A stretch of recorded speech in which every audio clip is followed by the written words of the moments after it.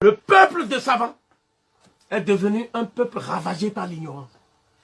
Dans l'ignorance. Et la plus grande ignorance, c'est d'ignorer qu'on ignore. Et pour garder, c'est l'ignorance qui a fabriqué des êtres serviles. Et l'ignorance est possible par la déséducation.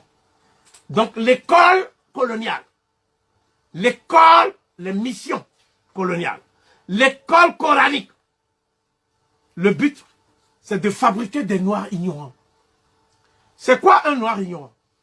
Un noir ignorant, c'est un noir qui n'a pas compris qu'il n'y a pas de maître sur terre.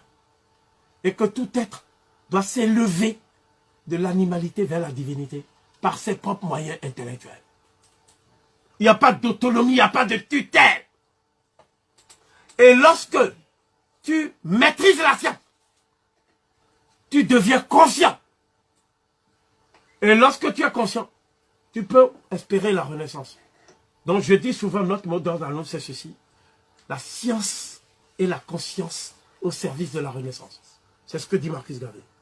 Marcus Garvey dit que l'ignorance qui a été semée en Afrique est le seul gage d'assurance pour le blanc de continuer à dominer les lois. L'ignorance et l'entretien de l'ignorance, chaque jour, dans chaque famille, dans chaque foyer, dans chaque école, tout ça, dans chaque nation.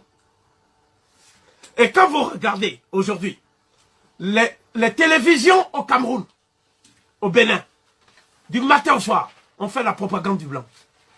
Du matin au soir, on dit que le Fonds monétaire international est là pour nous aider. Du matin au soir, on dit que les églises sont là pour fabriquer de bons Camerounais. Du matin au soir, on ment au peuple.